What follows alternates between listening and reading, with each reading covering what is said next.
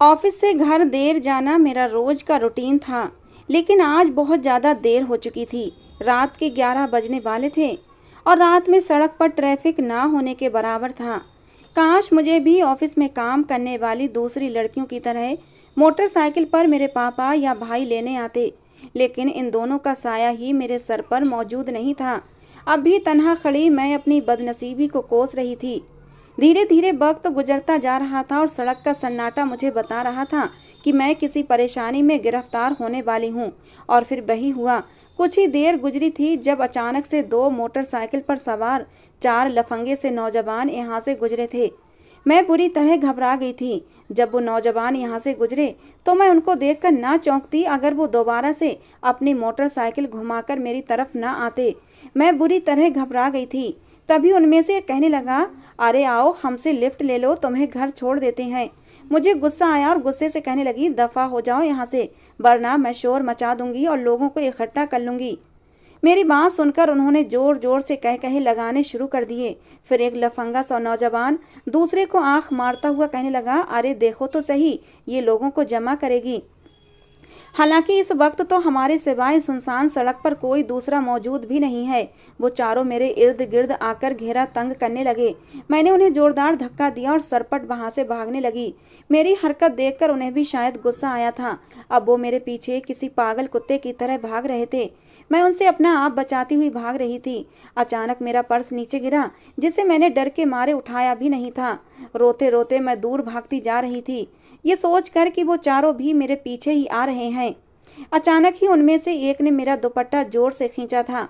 उसका हाथ मेरे शरीर से छुआ तो ऐसा लगा जैसे किसी ने अंगारे छू लिए हों। अब मेरे कदम और भी तेजी से भागने लगे थे।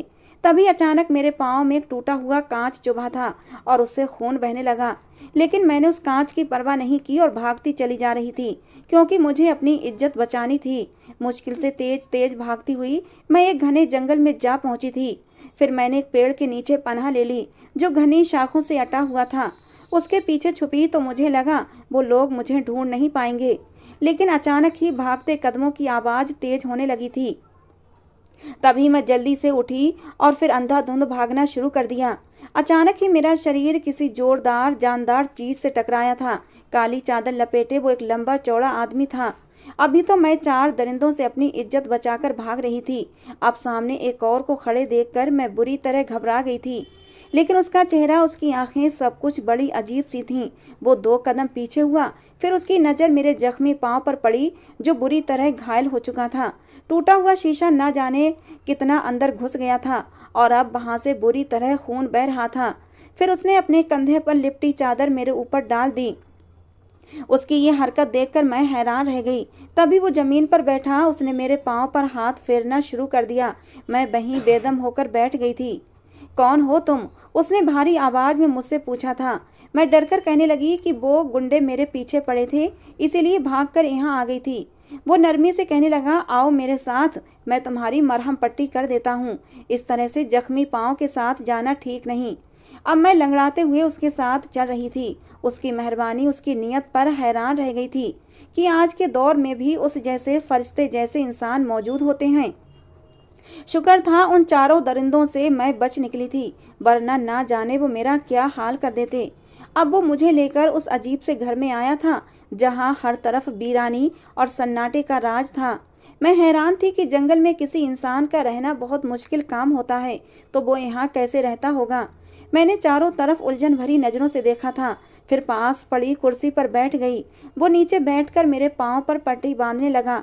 उसने दवाई लगाई, जिससे मुझे काफ़ी आराम महसूस हुआ था, लेकिन थकान और दर्द ने मुझे बेहाल कर दिया था। इसलिए जैसे ही कुर्सी से टेक लगाई तो ना जाने कब मेरी आंख लग गई, मुझे पता ही ना चला। मुझे कुछ भी याद ना रहा कि मैं कब तक सोती रही। जब आँख खुली तो हैरान रह गई, ना तो वो लड़का था और ना ही वो घर। मैं तो एक पेड़ से टेक लगाए बैठी थी। हड़बड़ाकर उठी। सुबह की रोशनी काफ़ी हद तक फैल गई थी। मैं कहाँ आ गई थी, मुझे अब याद आने लगा। पागलों की तरह अब मैं इधर उधर देखते हुए घर की तरफ भागी जा रही थी। जैसे ही अपनी गली में आई तो लोग मुझे अजीब सी नज़रों से देखने लगे। मेरी माँ दरवाजे पर ही परेशान सी खड़ी थीं। मुझे यूँ आते देखकर उन्होंने मुझे सीने से लगा लिया। जैसे ही मैं अंदर गई तो अंदर एक कयामत मेरा इंतजार कर रही थी। सब लोग मुझे कहर बरसाती नजरों से घूर रहे थे। मेरे साथ कुछ भी नहीं हुआ था, लेकिन एक रात मैं घर से बाहर रही थी और इसीलिए सब मुझे अजीब तरह से देख रहे थे और मुझ पर इल्ज़ाम लगाने लगे, क्योंकि एक रात घर से बाहर गुजार कर आने वाली लड़की की कभी इज्जत नहीं की जा सकती। और ऐसा ही मेरा हाल हुआ था। मेरा नाम तानिया है। मैं एक अनाथ गरीब लड़की थी। अपनी माँ और 2 बहनों के साथ अपने चाचा के साथ रहती थी। मेरे 2 चाचा जो सिर्फ नाम के ही चाचा थे, वरना उन्होंने कभी भी प्यार भरा हाथ हमारे सर पर ना रखा था। उनके 2 पोर्शन बने हुए थे, एक में बड़े चाचा, दूसरे में छोटे चाचा रहते थे। पापा का भी हिस्सा इस घर में मौजूद था, लेकिन दोनों चाचाओं ने बड़ी चालाकी से पूरे घर पर कब्जा जमाकर उसे 2 हिस्सों में बांट लिया था और हम माँ बेटियों को सिर्फ एक कमरा दे दिया था। मेरी माँ सारा दिन चाचियों और उनकी बेटियों की सेवा करती रहती। वो दोनों बहनें स्कूल जाती थीं, लेकिन फिर भी वो हमसे खुश दिखाई न देती।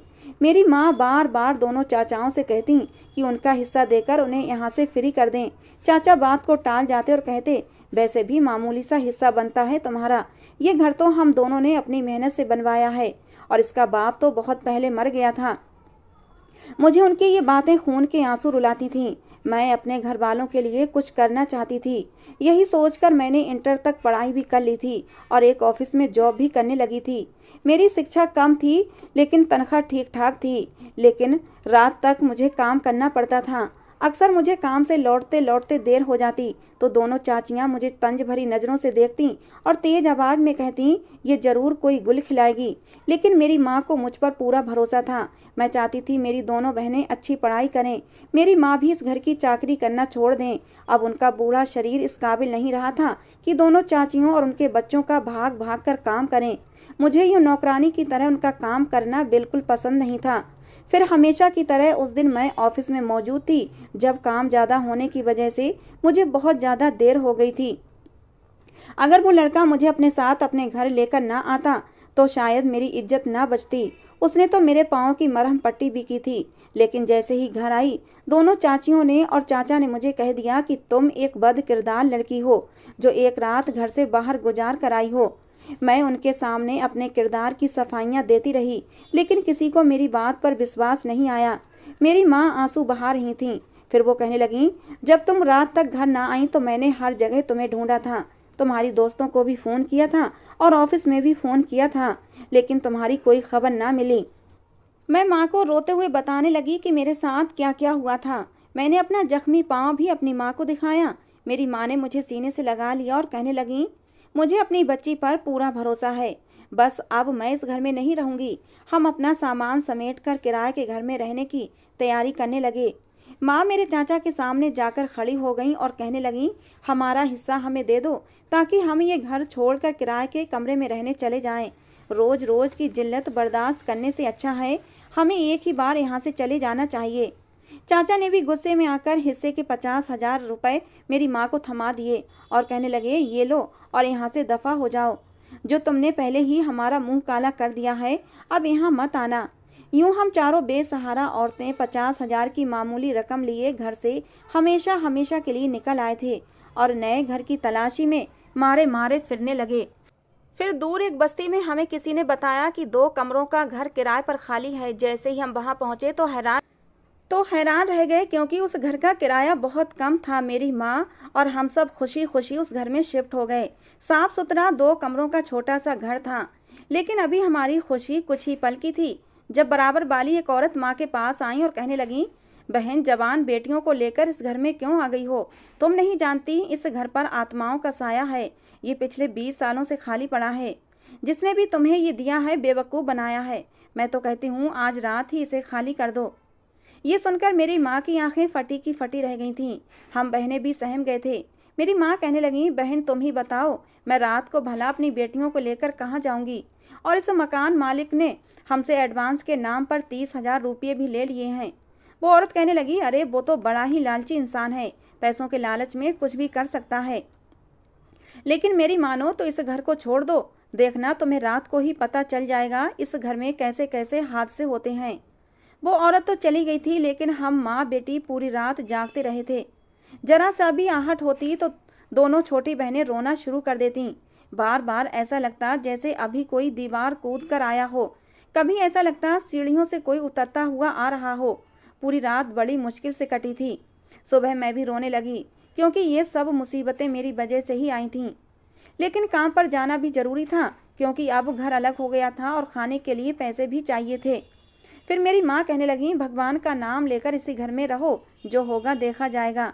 अब हमारे पास इतने पैसे भी नहीं बचे थे कि दूसरे घर में रह सकें। और फिर अगले दिन मैं ज़्यादा देर हो जाने की वजह से जल्दी जल्दी घर लौट रही थी, जब मुझे अपने पीछे किसी के कदमों के चलने की आवाज़ महसूस हुई थी। मैं डर गई। पीछे पलटकर देखा तो हैरान रह गई। काली चादर ओढ़े ये वही लड़का था जिसने उस दिन मुझे बचाया था। उसकी मरहम पट्टी करना, उसकी मेहरबानी मुझे अभी भी याद था। वो कहने लगा, आप कैसी हैं और आपका पाँव अब कैसा है? मैंने सर झुका लिया और कहने लगी, पाँव ठीक हो गया है, लेकिन हम जैसे गरीबों का कमाना बहुत ज़रूरी होता है, क्योंकि घर मेरी कमाई से ही चलता है। इसलिए पाँव में थोड़ा दर्द है, लेकिन फिर भी काम पर जाना पड़ता है। वो कहने लगा, अगर आपको किसी भी मदद की ज़रूरत हो तो मुझे ज़रूर बताइएगा। मेरे बहुत से लोगों से संबंध हैं, मैं आपके हर मसले को हल कर दूंगा। वो मुझे ही देख रहा था। मुझे उसका यूं कहना अच्छा भी लगा था। मैं कहने लगी, ठीक है, आपकी बहुत बहुत मेहरबानी, लेकिन आप क्या उस जंगल में उसी टूटे फूटे घर में रहते हैं? क्या आपका इस दुनिया में कोई नहीं? वो उदासी से कहने लगा, नहीं, मैं अकेला हूँ। पहले मैं अपने पूरे ख़ानदान के साथ ही रहता था, लेकिन अब अपने ख़ानदान से दूर हो गया हूँ। अब बस मुझे तन्हाई ही अच्छी लगती है। यूं ही बातें करते करते कब मेरी गली आ गई मुझे पता ही नहीं चला। फिर वो गली से वापस मुड़ गया था। मैं दूर तक उसे जाता देखती रही। उसका यूं मेरे साथ चलना मुझे अच्छा लगा था। और फिर जैसे ही रात हुई, मैं माँ और बहनों से पूछने लगी, घर में कोई गैर मामूली बात तो नहीं हुई थी? मेरी माँ कहने लगी, नहीं, आज कुछ भी ऐसा महसूस नहीं हुआ था। अब थोड़ा सुकून आ गया था, वरना मैं भी बहुत डर गई थी। रात को सोने के लिए लेटी तो उस लड़के का चेहरा बार बार आंखों के सामने आने लगा। वो किस कदर मेहरबान था, शायद मेरे साथ कुछ ज़्यादा ही था। मेरे लब खुद ब खुद मुस्कुराने लगे थे। फिर एक दिन ऑफिस में काम बहुत कम था, इसलिए छुट्टी जल्दी हो गई थी। मैं भी जल्दी जल्दी घर की तरफ आने लगी, लेकिन जैसे ही आधा रास्ता हुआ तो अचानक ही मेरे कदम रुक गए थे। दिल चाहा कि उससे मुलाकात कर लूं, उसके घर जाऊं। मैं देखना चाहती थी वो घर पर कैसे रहता है। यही सोचकर मैं उस घने जंगल की तरफ चली गई। यहाँ से थोड़ी ही दूर पर तो उसका घर था। आज भी मुझे ये रास्ता अच्छी तरह याद था।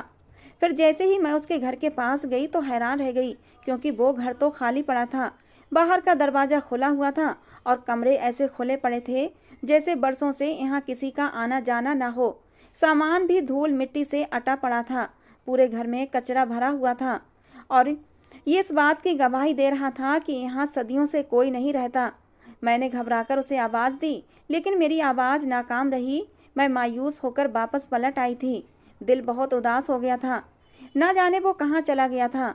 इतने दिन से मेरे सामने भी नहीं आया था। फिर उस रात हम सब सो रहे थे जब अचानक ही सीढ़ियों पर से किसी के भागने की आवाज़ आई थी। मेरी दोनों छोटी बहनें डर से कांपने लगी थीं, पसीने से भीग गई थीं। मेरी माँ भी डर गई थीं, लेकिन मुझे अपनी हिम्मत बनाए रखनी थी। मैं उन दोनों को समझाने लगी कि तुम घबराओ मत, मैं जाकर देखती हूँ कि कौन है। तभी हमारी छत से जोर जोर से धम धम की आवाज़ें आने लगीं। अचानक ही किचन से प्लेट गिरी तो दोनों छोटी बहनें बुरी तरह चीखने लगीं। अब डर के मारे मेरा दिल भी कांपा था। ना जाने बाहर क्या हो रहा था। हम कमरा बंद करे किसी कैदी की तरह बैठे हुए थे। फिर मैंने ही हिम्मत की और दरवाज़ा खोलकर बाहर आ गई और ज़ोर से चीखते हुए कहने लगी, कौन है? कौन है जो हमें परेशान कर रहा है? लेकिन मेरे सवाल के जवाब में एक सन्नाटा छा गया था। ऐसा लगा जैसे यहाँ कुछ हुआ ही ना हो। मैं धीरे धीरे सीढ़ियों की तरफ बढ़ने लगी। अब मैं ऊपर छत की तरफ जा रही थी। तभी छत की छोटी दीवार से किसी को कूदते हुए मैंने देखा था। मेरा दिल धक से रह गया। जरूर वहाँ पर कोई मौजूद था। मैंने जल्दी से गली की तरफ देखा तो एक काली चादर में लिपटा कोई भागता हुआ दिखाई दिया था। वही लंबा चौड़ा काली चादर वाला। मैं दिल पर हाथ रखे भागते हुए उसे देखती रही। यकीन नहीं आ रहा था कि इस घर में वो चोर की हैसियत से आया था, मैं जिस पर जितना भरोसा करती थी। मैं नीचे वापस आ गई और अपनी बहनों को तसल्ली देने लगी कि वहाँ पर कोई भी नहीं था। लेकिन दूसरे दिन मैं काम से वापस आ रही थी जब वो मुझे एक पेड़ के नीचे खड़ा हुआ नजर आया था। फौरन ही मैं उसके पास चली गई और उससे कहने लगी, क्या तुम ही मेरे पीछे पीछे मेरे घर तक आए थे? रात को यकीनन तुम ही थे जो गली से भाग रहे थे। उसने नाम में सिर हिलाया और कहने लगा, नहीं, मैं नहीं था जो तुम समझ रही हो, क्योंकि मैं झूठ नहीं बोलता, इसलिए मैं तुम्हें बता रहा हूँ। मैं तुम्हें सिर्फ गली तक छोड़कर वापस चला गया था। मैं उसकी आंखों में सच्चाई देख रही थी। कुछ देर उससे बातें करके मैं अपने घर चली गई थी। उसने अपनी आदत के अनुसार मुझे गली के कोने पर छोड़ा था और वापस चला गया था। अब तो वो हर दूसरे तीसरे दिन ही मुझे रास्ते में मिलने लगा था। लेकिन रात को वही अजीब अजीब से हादसे होने लगे थे। अजीब अजीब सी आवाज़ें आती। ऐसा लगता कोई बाहर आंगन में चल रहा है, कभी लगता कोई सीढ़ियाँ उतर रहा है, कभी लगता कोई हमारी छत पर है, कभी लगता कोई किचन में खड़ा है। मेरी माँ और बहनें बहुत ज़्यादा डर जाया करती थीं और रात को उठकर बैठ जातीं। छोटी बहन कहने लगी, दीदी वो औरत सही कहती थी, ये घर ठीक नहीं है, हमें कुछ करना होगा। या तो माँ को कहें ये घर छोड़ दें या फिर किसी बाबा को बुलाकर ये घर दिखा दें। वो दोनों बहुत ज़्यादा डरी हुई थीं। मैं उन्हें तसल्ली देने लगी। मैंने तो सोचा ही नहीं था, क्योंकि ना मैं किसी बाबा को जानती थी कि जिसको मैं ये घर दिखा देती। माँ मुझे तसल्ली देती कि कोई बात नहीं, सब कुछ ठीक हो जाएगा। हमारी मजबूरी थी उस घर में रहना। हमारे पास इतने पैसे नहीं थे कि किसी और घर में चले जाते। एक दिन मैं ऐसे ही घर आ रही थी कि वही मेहरबान लड़का मेरे पीछे पीछे चलने लगा। मैंने मुड़कर देखा तो वो मेरे साथ ही चल रहा था। ऐसा लगा जैसे वो मेरी सुरक्षा कर रहा हो। फिर कहने लगा, आज क्या बात है, तुम बहुत परेशान लग रही हो। मैंने कहा, जिस घर में हम रहते हैं उस घर पर किसी आत्मा का साया है। पहले हमें ये बात पता नहीं थी, लेकिन घर ले लिया है और एडवांस भी दे दिया है। तब बाद में पड़ोसन से हमें ये बात पता चली थी। मेरी बात सुनकर उसके चेहरे पर एक गहरी सोच आई थी। फिर कहने लगा, परेशान मत हो, इन चीज़ों का इलाज मैं कर देता हूँ। अगर बुरा न मानो तो मुझे अपने साथ घर ले चलो। मैं तुम्हें एक नज़र देख कर ही बता दूंगा कि इस घर पर किसी आत्मा का साया है या नहीं। मैं खुश हो गई। मैं कहने लगी, क्यों नहीं, तुम आज ही मेरे साथ चलो। वो मेरे साथ मेरे घर आ गया। रास्ते में मैंने उससे पूछा, क्या तुम ये काम भी करते हो? और उस जंगल में तो कोई रहता भी नहीं, तुम्हारे दिन कैसे कटते हैं? वो कहने लगा कि मैं जंगल से जड़ी बूटियां ढूंढता हूँ और फिर उनसे दवाइयाँ तैयार करता हूँ। उन दवाइयों में ख़ास ताकत होती है। जो भी उन्हें इस्तेमाल करता है बहुत फ़ायदा होता है। इसलिए वो दवाइयाँ बना बना कर मैं शहर भेजता हूँ और मेरा अच्छा गुजारा हो जाता है। मैं एक लावारिस लड़का हूँ। मेरे माँ बाप तो पहले ही मर गए थे, इसलिए तन्हाई पसंद हूँ। उसकी कहानी वाकई मुझे अजीब लगी थी। वो मेरे साथ मेरे घर चला आया। मेरी माँ और बहनें उसे देखकर हैरान थीं। फिर मैंने माँ को सारी हकीकत बताई कि किस तरह उस दिन मुझे लड़कों ने तंग किया तो इसी ने मुझे बचाया था और मेरी मरहम पट्टी भी की थी। पूरी रात मैं इसी के ठिकाने पर रुकी थी, तभी तो मेरी इज्जत आज सुरक्षित है। फिर मैं माँ से कहने लगी कि इसे आत्माओं के बारे में ख़ास जानकारी है, ये देख कर ही बता देगा कि इस घर में कोई आत्मा रहती है या नहीं। वो पूरे घर का जायजा ले रहा था, कमरों का, आंगन का, छत का, हर चीज़ को गौर से देख रहा था और ना जाने क्या सोच रहा था। फिर कहने लगा, इस घर में आत्माओं का बसेरा है, लेकिन मुझे नहीं लगता वो तकलीफ पहुंचाने वाली आत्माएं हैं। हाँ, वो तुम्हें अपनी मौजूदगी का एहसास जरूर दिलवाती रहेंगी, लेकिन किसी को नुकसान नहीं पहुंचाएंगी, क्योंकि वो आत्माएं अभी इतनी ताकतवर नहीं हैं। मेरी माँ कहने लगी, ये लड़का तो बहुत ही काम का है, इसे कहो ये हमारे साथ इसी घर में रह ले। माँ की बात सुनकर मैं हैरान हो गई। मैंने कहा, नहीं माँ, लोग बातें बनाएंगे, हम भला कैसे जवान लड़के को अपने घर में रख सकते हैं। मैंने माँ को साफ इनकार कर दिया। थोड़ी देर बाद वो चला गया था।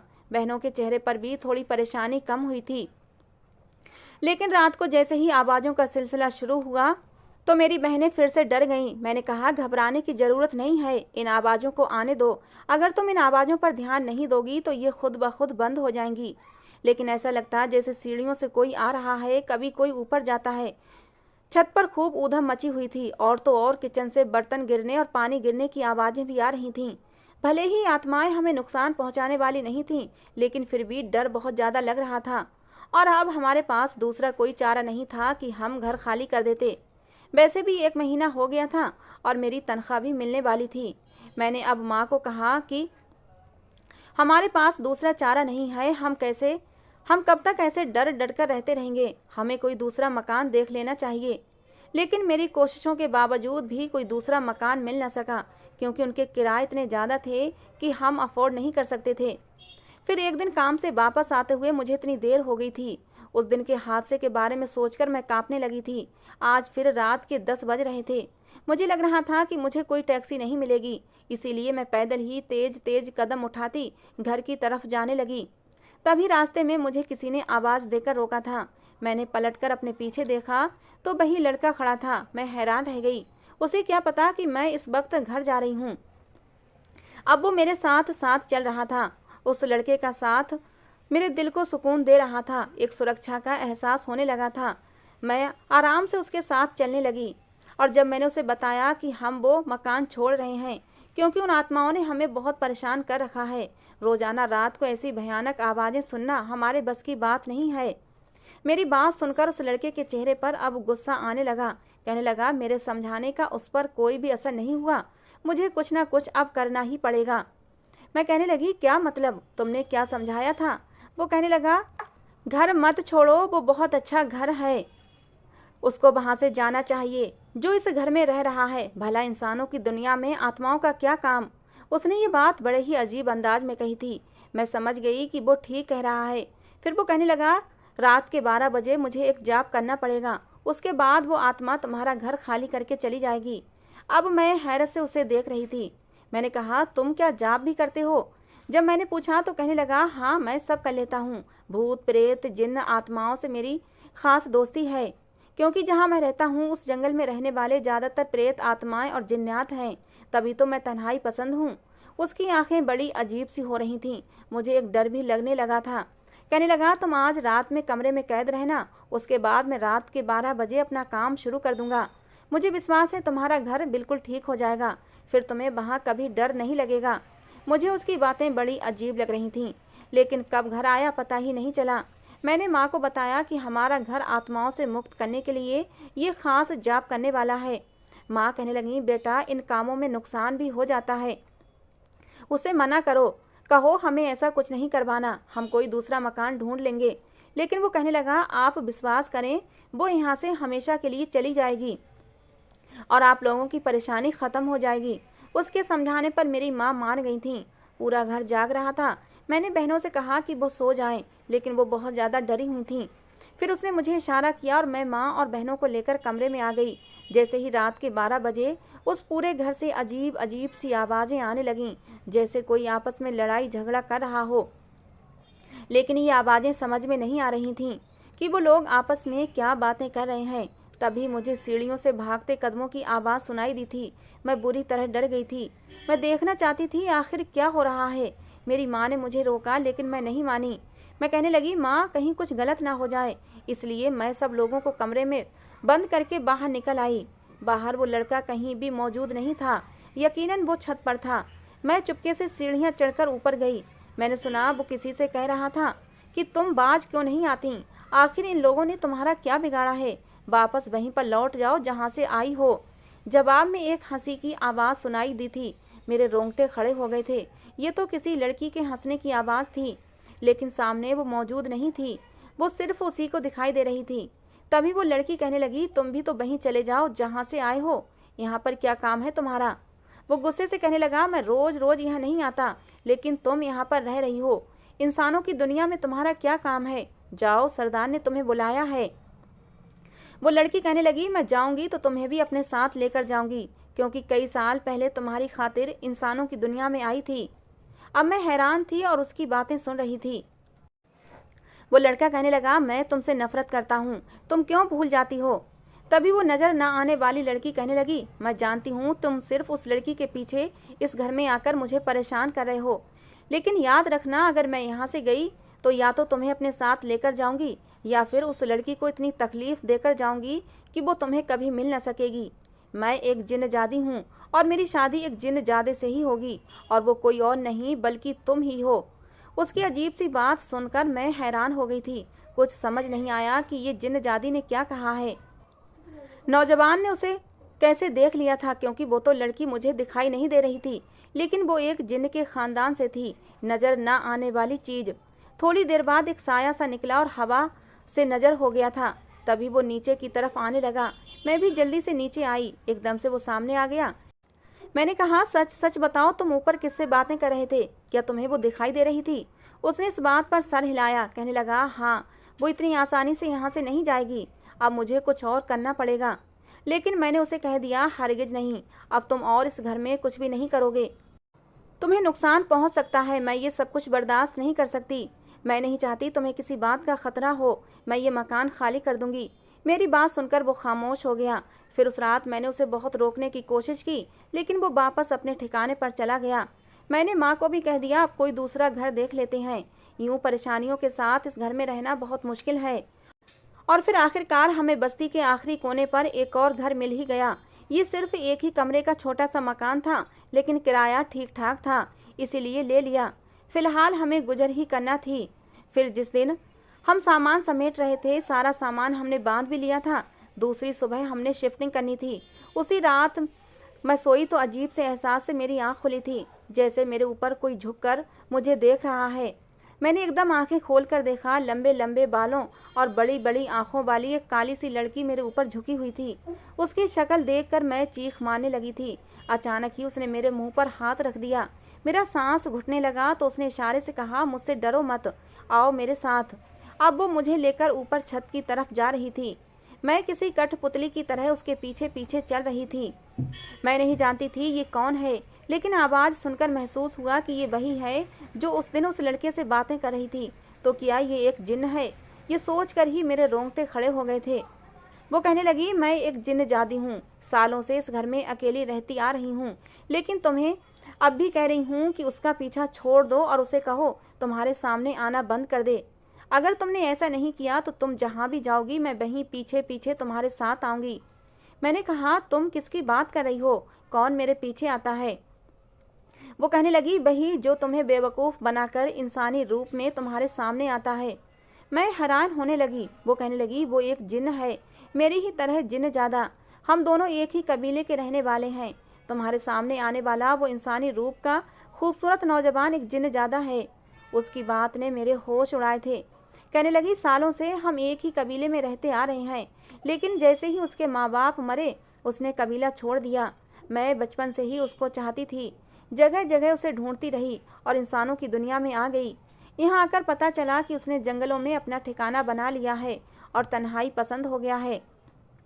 मैं उसके साथ रहना चाहती थी, लेकिन उसने मुझे वहाँ से भगा दिया और कहने लगा कि वापस अपने कबीले में चली जाओ।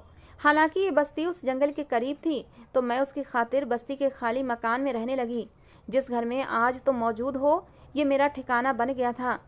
वैसे तो मैं यहाँ किसी को टिकने नहीं देती थी, लेकिन हैरान रह गई जब मैंने एक दिन उसे तुम्हारे साथ आते हुए देखा था।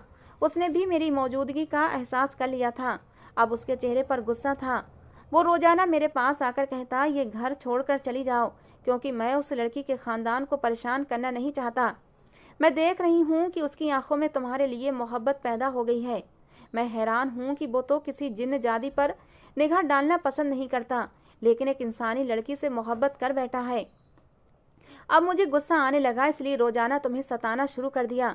लेकिन उस दिन उसने मुझे सख्ती से कहा कि यहाँ से चली जाओ, लेकिन मैंने उसके सामने शर्त रखी है कि वो मुझसे शादी कर ले, उसके बाद मैं अपने कबीले में वापस चली जाऊंगी। लेकिन उसका कहना है कि वो तुमसे मोहब्बत करता है। देखो लड़की, याद रखो, अगर वो तुम्हारे पीछे आया तो मैं भी उसी घर में तुम्हारे पास रहूंगी और तुम्हें सुकून से रहने नहीं दूंगी। आज उसकी हकीकत तुम पर खुल चुकी है, इसलिए उससे कहो कि वो तुम्हारा पीछा छोड़ दे। ये कहकर वो लड़की वहां से गायब हो गई थी। मैं किसी पत्थर की तरह वहां खड़ी रही। यकीन नहीं आ रहा था वो लड़का एक जिन्न होगा, जिसे मैं मन ही मन पसंद करने लगी थी। उसका साथ चलना, मुझे घर तक हिफाजत से छोड़ना मुझे अच्छा लगने लगा था। अब मैं फूट फूट कर रो रही थी। उसने मुझे कभी महसूस नहीं होने दिया था, लेकिन अब मैंने सोच लिया था कि मुझे कहीं भी नजर आया तो मैं पलट कर रास्ता बदल लूंगी। मैं अब और ज़्यादा खुद को और अपनी बहनों और अपनी माँ को तकलीफ देना नहीं चाहती थी। वो जिन्न जादी मेरा पीछा करते करते दूसरे मकान में भी पहुँच गई। फिर मैं क्या करती? अगले दिन मैं वापस लौट रही थी। वो मेरे पीछे पीछे आ रहा था और आवाज़ें देता रह गया, लेकिन मैंने एक ना सुनी और ना ही पलट कर देखा। तेज कदमों से चलते हुए मैं घर चली आई। अब मैं दिन रात सोचों में घिरी रहती कि मैं भी तो उससे मोहब्बत करने लगी हूँ। उसकी मेरी मरहम पट्टी करना, मेरे साथ साथ चलना, मुझसे बातें करना, मुझे सब याद आता था। मैं उससे मोहब्बत कर बैठी थी और अब मैं रो रही थी, क्योंकि मैं एक इंसान थी और वो एक जिन्न था। हम दोनों आपस में कभी मिल नहीं सकते थे। एक दिन मैं सो रही थी जब मुझे किसी ने धीरे से आवाज़ दी थी। मैंने आंखें खोली तो मैं चौंक पड़ी। वो मेरे सामने ही मौजूद था। उसकी आंखों में गुस्से की तपिश थी।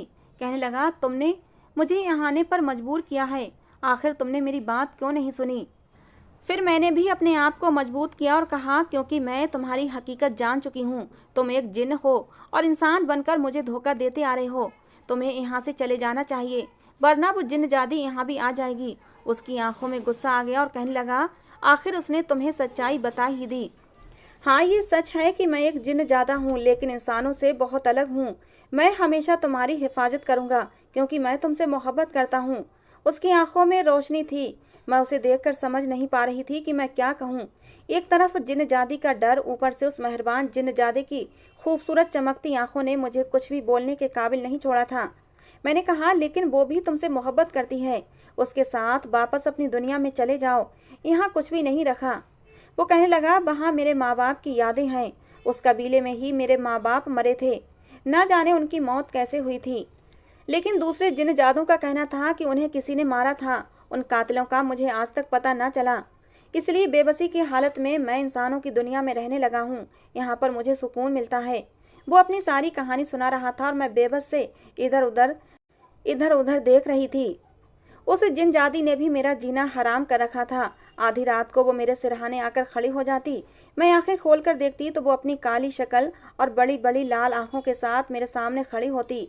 मैं डरकर चीख मारकर उठ बैठती। वो मुझे खींचते हुए ऊपर छत पर ले जाती। आज भी उसका खौफनाक चेहरा, आंखों में छिपी नफरत देखकर मैं समझ चुकी थी कि अब वो मुझसे बदला लेगी, क्योंकि उसके मना करने के बावजूद भी उस जिन्नजादे से मुलाकात कर रही थी। वो गुस्से से कहने लगी, अब मैं इसी घर में अपना ठिकाना बना लूंगी। यहाँ भी तुम लोगों को चैन से जीने नहीं दूंगी। मैंने उसके सामने हाथ जोड़ दिए। मैंने कहा, ऐसा मत करो, हम लावारिस गरीब लोग हैं। मैं जल्दी ही उससे कह दूंगी कि वो तुम्हारे साथ शादी कर ले। वो बेयकीनी से मुझे देखने लगी और कहने लगी, सच? क्या वो मुझसे शादी कर लेगा तुम्हारे कहने पर? मैंने हाँ में सिर हिलाया था। मैंने कहा, हाँ, मैं उसे मजबूर करूंगी। देखना, वो तुम्हारे साथ तुम्हारे कबीले में वापस जरूर जाएगा। मेरी बात सुनकर वो खुश हो गई। कहने लगी, मैं तुम्हारी दोस्त बन जाऊंगी। अब तुम्हें परेशान भी नहीं करूंगी। बस तुम किसी तरह उससे कहो कि मुझसे शादी कर ले। मैंने उससे वादा किया। फिर वो वहां से गायब हो गई। मैं परेशान हो चुकी थी, समझ नहीं पा रही थी मैं क्या करूं। लेकिन दूसरी सुबह छोटी बहन कहने लगी, दीदी, रात को आप चीख क्यों रही थीं? क्या कुछ नजर आया था? मेरी माँ भी हैरान थी। मैं उन्हें तसल्ली देने लगी कि नहीं नहीं, बस ऐसे ही एक सपना देखा था। मैं नहीं चाहती थी मेरी छोटी बहनों के दिलों में डर पैदा हो। अब भी वो लड़का मेरे पीछे पीछे आता, मुझे घर तक छोड़कर जाता था, लेकिन मैं उसे अपना पीछा छुड़ाना चाहती थी। मैं चाह रही थी वो किसी तरह इस बात पर राजी हो जाए कि जिन्नजादी के साथ वापस लौट जाए और यूं हमारा पीछा छूट जाएगा। लेकिन उस लड़के का कहना था वो मुझ पर आशिक हो चुका है और मुझसे मोहब्बत करता है। उस जिन्नजादी से नफरत है, क्योंकि वो बहुत ही गलत जिन्न है। उसने मेरा जीना हराम कर रखा है। जब मैं घर लौटी तो मेरी माँ की बात ने मुझे परेशान किया था। वो कहने लगी, आज मैं एक बाबा के पास गई थी। मैंने उन्हें सारी बातें बताई हैं। कल जिस तरह से तुम एकदम चीख मार कर उठ बैठी थी, मैंने चोरी छुपे तुम्हें देख लिया था। तुम खुद ब खुद सीढ़ियों की तरफ जा रही थी।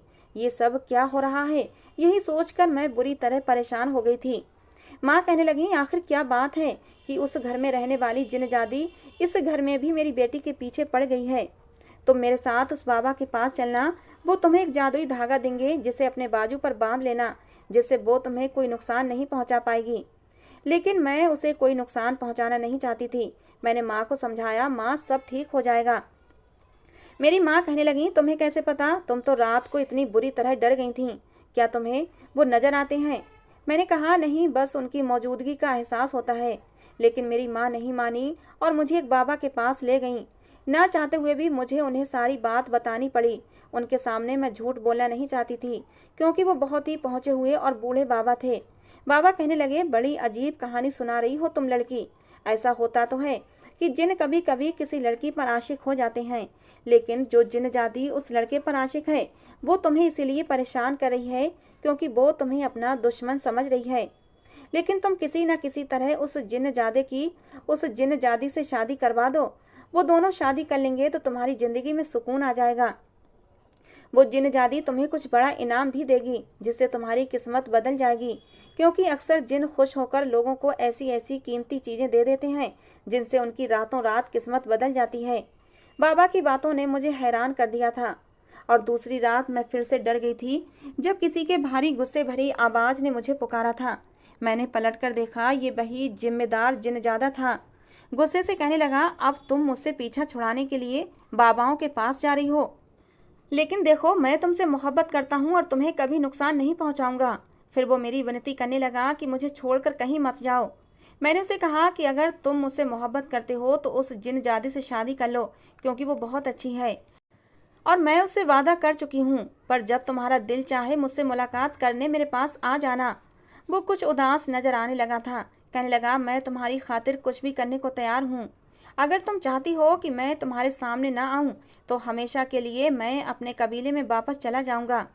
मैंने उसे बताया कि वो जिन जाति रात को मुझे परेशान करती है। उसने मुझे धमकी दी है कि अगर मैं तुमसे बात करूंगी तो वो जहां मैं जाऊंगी वहीं आ जाएगी, मेरा जीना हराम कर देगी। बाबा का कहना है कि वो मेरी दुश्मन बन जाएगी और मेरी माँ और बहनों और मेरी ज़िंदगी बर्बाद कर देगी। मैं अपनी बहनों की ज़िंदगी और अपनी माँ की ज़िंदगी को खतरे में डालना नहीं चाहती। मैंने उससे वादा किया है कि मैं उसकी शादी तुमसे ज़रूर करवाऊंगी। वो कहने लगा, ठीक है, मैं उससे शादी करने पर तैयार हूँ, लेकिन मैं तुमसे मुलाकात करने इस दुनिया में ज़रूर आया करूँगा। जब भी तुम्हारे सामने आऊँगा तो तुम मुझे देखकर मुंह मत फेरना। मैंने उससे वादा कर लिया। दूसरे दिन एक हैरान कर देने वाली बात हुई थी। लाल जोड़ा पहने वो जिनजादी आधी रात को मेरे सामने आई थी।